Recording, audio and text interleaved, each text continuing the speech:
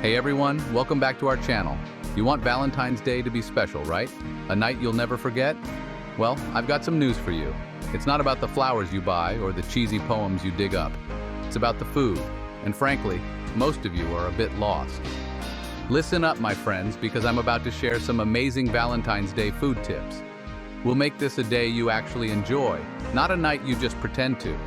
Whether you're cooking for your partner or just treating yourself, these tips will help you create a meal to remember. So, put down the takeout menus, we're cooking a proper meal tonight. Get your ingredients ready, sharpen your knives, and let's get started.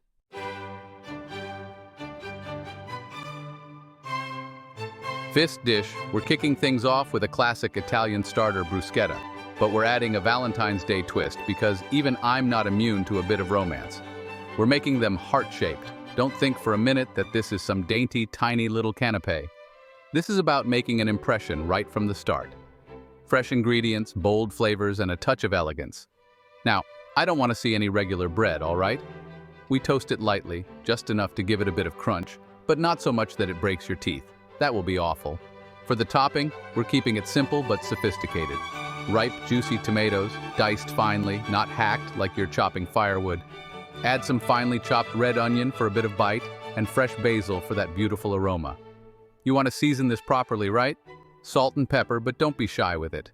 A drizzle of good quality olive oil to finish it off, and you've got yourself a topping that sings. Listen, my friends, this is where you can really show off your skills. Anyone can put some tomatoes on toast, but we're aiming for Michelin star quality here. Now, for the love of all your date and all that is good, don't you dare serve this on a plate like it's nothing special. We're going for elegance, remember. A rustic wooden board or a sleek white platter, that's what we want. Arrange the bruschetta carefully, not piled on top of each other. A final drizzle of olive oil and a sprinkle of fresh basil, and you've got yourself a starter that's guaranteed to impress. This is your chance to set the tone for the entire evening. Make it count, my friend.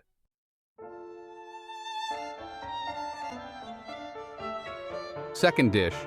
For the main course, we're going for a classic garlic butter steak. This dish is perfect for a romantic dinner or a special occasion, and it's sure to impress anyone who takes a bite. A dish so simple, yet so easy to get wrong. The key is in the details, and that's what we're going to focus on today. But don't worry, I'm here to guide you. Follow these steps and you'll be cooking like a pro in no time. First things first, the steak. We're talking a thick-cut ribeye, at least 1.5 inches thick, with a good amount of marbling. The marbling is what gives the steak its flavor and juiciness, so don't skimp on this. Season it generously with salt and pepper, and don't even think about touching that steak until it's screaming hot. The seasoning is crucial as it forms the crust and enhances the natural flavors of the meat. Now, the key to a perfect steak is a screaming hot pan. This is non-negotiable. A hot pan ensures that you get that beautiful sear on the outside while keeping the inside tender and juicy. We're talking smoking hot, so hot you're afraid to touch it. If your pan isn't hot enough, you'll end up with a gray, lifeless piece of meat. Add a knob of butter and some oil to the pan, and as soon as it starts to smoke, carefully lay your steak in the pan. The combination of butter and oil helps to achieve that perfect sear and adds a rich flavor to the steak.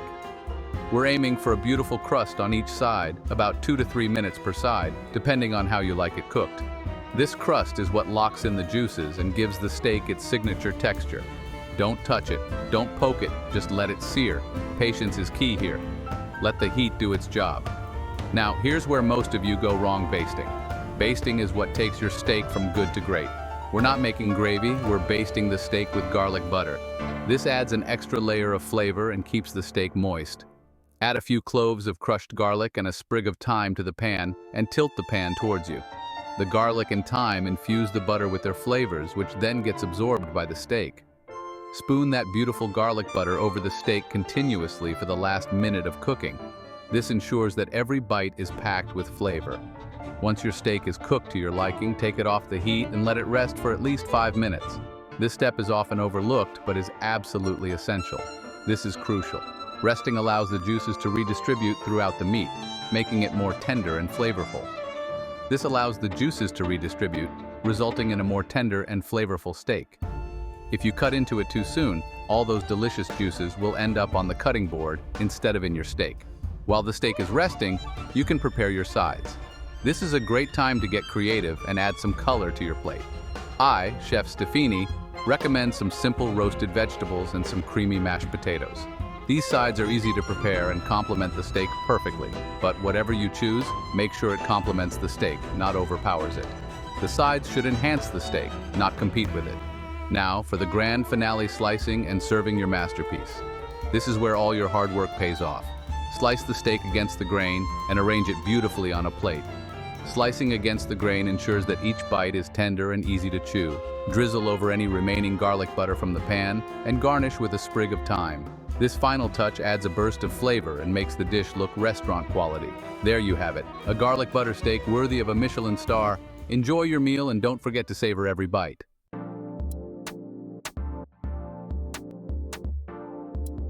Third dish. All right, listen up, my friends. Just because it's Valentine's Day doesn't mean you have to drown everything in butter and chocolate. Some of us actually care about our figures, and that's where this next dish comes in handy. We're talking stuffed bell peppers, and before you turn off the video thinking it's some regular vegetarian meal, let me stop you right there. This is a flavor explosion waiting to happen, packed with healthy ingredients that won't leave you feeling like you need a nap after dinner. We're going to stuff these peppers with protein-packed quinoa, black beans for a bit of earthiness, and enough colorful veggies to make a rainbow jealous. Now, when I say colorful, I mean it. We're talking vibrant red peppers, sunshine yellow peppers, and even some fiery orange ones for a bit of a kick. Don't even think about using those pale, not happy-looking peppers you find at the bottom of the pile. This is Valentine's Day. Show some passion. Once you've got your peppers prepped, it's time to get that filling right. The key here is seasoning, people. Don't be shy with the herbs and spices. We're talking cumin, paprika, maybe a touch of chili powder if you like a bit of heat. And don't forget the fresh herbs. A handful of chopped cilantro or parsley will add a freshness that will cut through the richness of the quinoa and black beans. Now, my friends, listen carefully. This is crucial. You need to make sure that filling is seasoned to perfection. Taste it, adjust it, taste it again. Once you're happy with the flavor, spoon it generously into those peppers and get them roasting in the oven. The smell alone will be enough to drive your date wild. Trust me, this dish is a winner. It's colorful, it's flavorful, and it shows your date that you care about their health and well-being. What more could you ask for on Valentine's Day?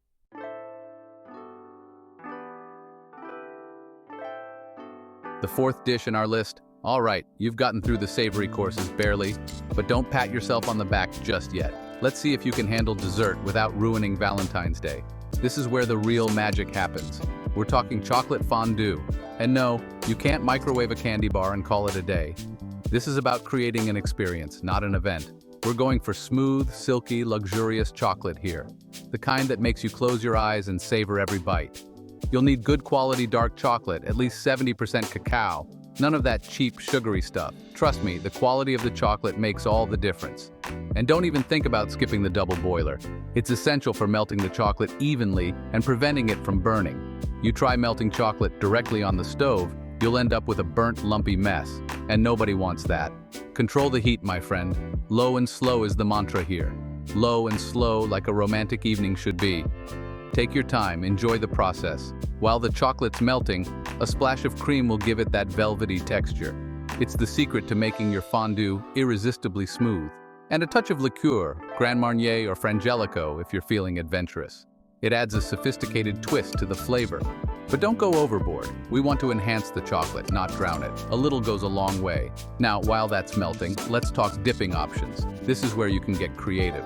Fresh strawberries, obviously, hulled and dried, not a single green bit in sight. They should be perfect, just like your date. And don't even think about serving them cold, they'll seize up the chocolate. Room temperature is key. Room temperature, you heard me right, this is non-negotiable. Slices of banana, pineapple, even kiwi if you're feeling fancy. The variety will make your fondue experience more exciting. And for a bit of a twist, how about some dried figs or apricots?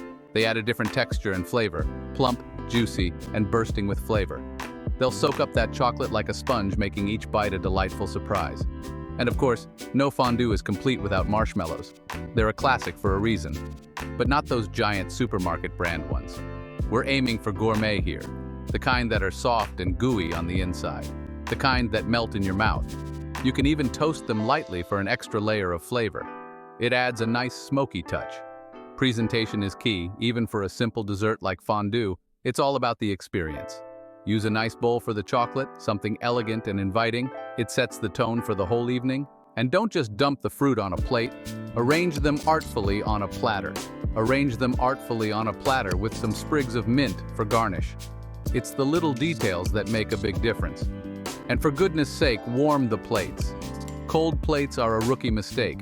There's nothing worse than serving fondue on cold plates. The chocolate will set too quickly. It ruins the whole experience. A quick blast in a low oven will do the trick. Just a few minutes is all it takes. Now light some candles, dim the lights, and get ready to impress your date with your newfound culinary skills. The ambiance is just as important as the food. They'll be swooning over your fondue, and you can thank me later. This is how you turn a simple dessert into an unforgettable experience.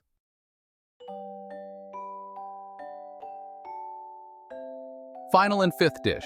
Right, you've survived the fondue, congratulations. That was the warm-up, the prelude to the main event. Now let's elevate the evening with something truly special. Now let's move on to something a bit more refreshing. A strawberry champagne cocktail to cleanse the palate and get the mood going. This delightful concoction is the epitome of elegance and romance, perfect for setting the tone for the rest of your evening. And please, no cheap bubbly. This is a special occasion, so invest in a decent bottle of champagne. Think of it as an investment in the evening's success. A good champagne will elevate the flavors and make the experience unforgettable. First things first, the strawberries. These little red gems are the heart and soul of our cocktail. We want ripe, juicy ones bursting with flavor, the kind that makes your mouth water just by looking at them.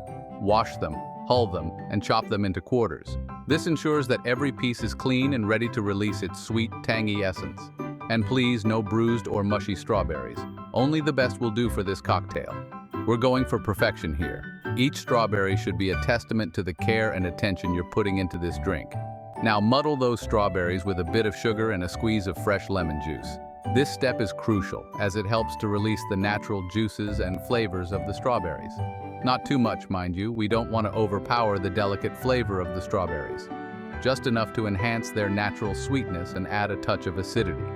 Just enough to release their juices and create a beautiful, vibrant base for our cocktail.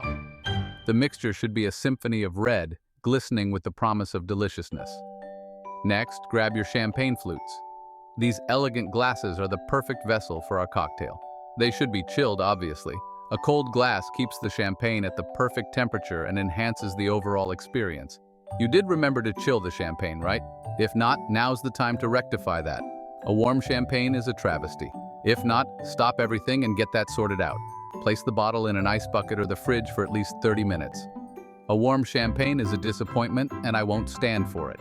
The chill is what makes the bubbles crisp and refreshing. Once your flutes are nice and frosty, add a spoonful of the strawberry mixture to each one. This is where the magic begins. Don't be shy, get a good amount in there. The more strawberries, the more flavor in every sip. We want a burst of flavor in every sip.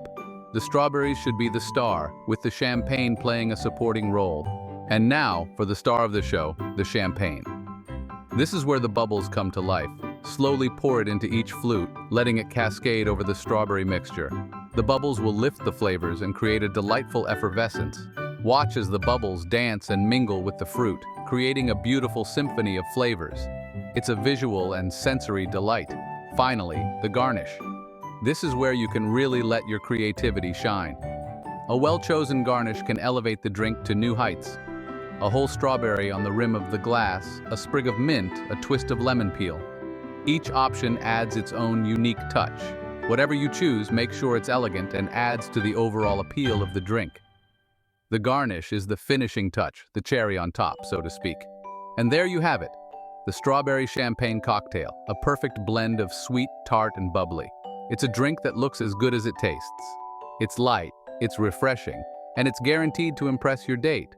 The perfect way to cap off a romantic evening. Serve it with a smile and a twinkle in your eye, and you'll be well on your way to a memorable Valentine's Day. Cheers to love, laughter, and unforgettable moments.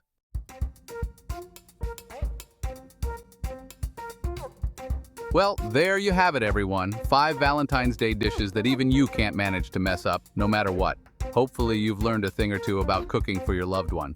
And if not, well, there's always takeout to save the day. Don't forget to like this video and subscribe to the channel for more culinary inspiration. And most importantly, have a fantastic Valentine's Day celebration. For more amazing food and drinks tips and recipes, subscribe to our channel and click the bell icon so you never miss an update from us. Tell us about your thoughts in the comment section. Check out our other videos for more culinary inspiration. We love you. Until next time, keep cooking, stay adventurous.